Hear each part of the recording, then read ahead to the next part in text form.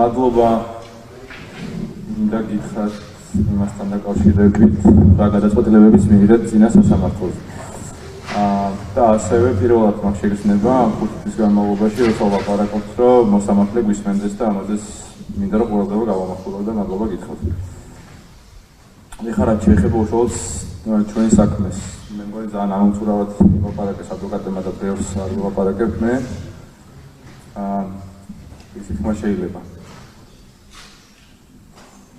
მე შემიძლია ვილაპარაკო პროტესტის мотивაციაზე, იმ ფორმებზე, როგორც უყურებს ზოგადად პროტესტი, როგორ რა ფორმებში შეიძლება რომ გამოიხატებოდეს და როდის დაიწყო ეს პროტესტი. პროტესტი არ დასაბულა, როგორც თორნიკემ აღნიშნა, არც 28 ნოემბერს, არც მანამდე კანონზე რო აქციები იყო.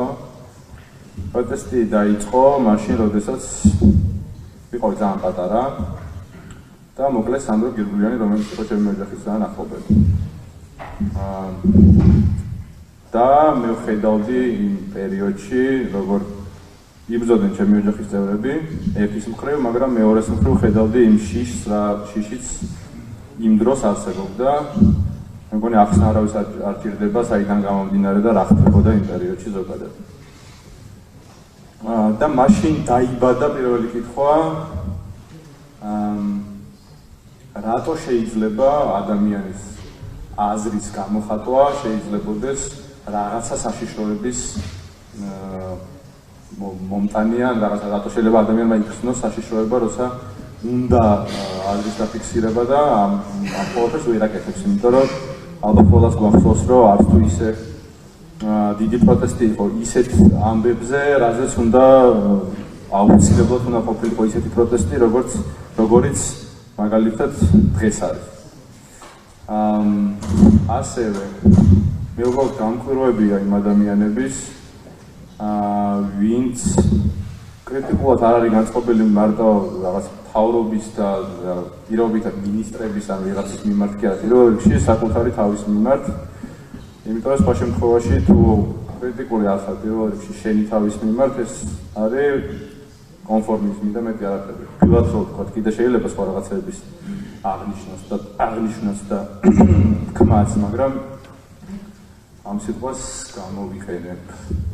რაც შეეხება უშუალოდ 28 ნოემბერს და 28 ნოემბრის მერე განვითარებულ მოვლენებს,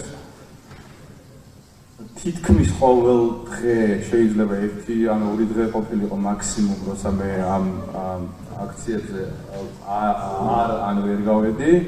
დანარჩენ დღეებში იქ ვიყავი, ძირითადად პირველი სკოლის ტერიტორიაზე, ჩემ მეგობრებთან ერთად. უამრავ ადამიანს შეუძლია დაადასტუროს ის, რომ მე ძირითადად ამ პერიოდში თითქმის სულ ერთი გამონაკლისი 29 ნოემბრის გარდა თითქმის სულ პირველი სკოლის ტერიტორიაზე ვიყავი, როგორც აღნიშნე, ჩემ მეგობრებთან ერთად. დაახლოებით ალბათ 200 ადამიანი არის, ვისაც შეუძლია ყველაფერზე ლაპარაკი, რომ იქ შემხვდა, იქ რაღაცა გავჩერდით ვილაპარაკეთ და ასე შემდეგ. მათ შორის იყვნენ საქართველოს ნაკრების რეგბისტები, ექიმები, მსახიობები, რეჟისორები და ასე შემდეგ.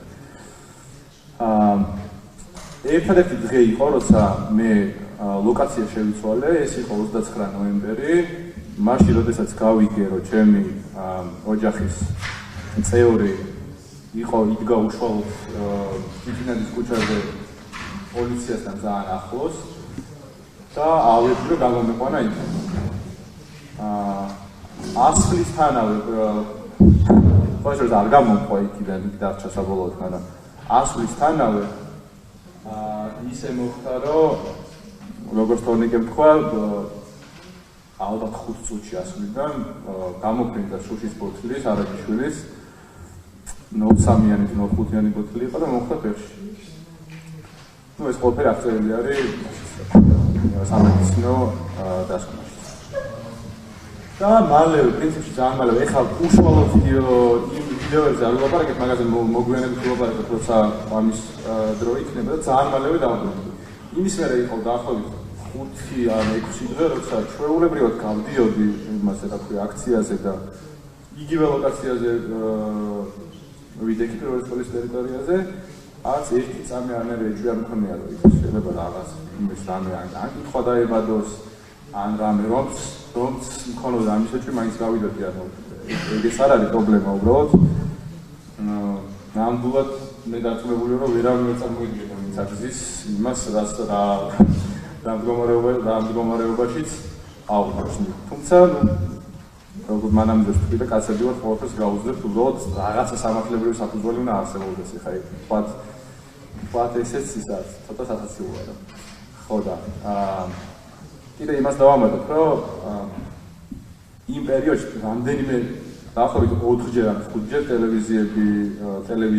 ტელევიზიასთან მქონდა ინტერვიუები ყველგან ხანს უსვამდი რომ ეს ის პროტესტია სადაც ჩვენი პროტესტი უნდა გამოვხატოთ მშვიდობიანად სხვადასხვა მშვიდობიანი პროტესტის საშუალებებით მათ შორის 5 დეკემბერს როცა მე სახლში შემოვიდნენ არ შემოვიდნენ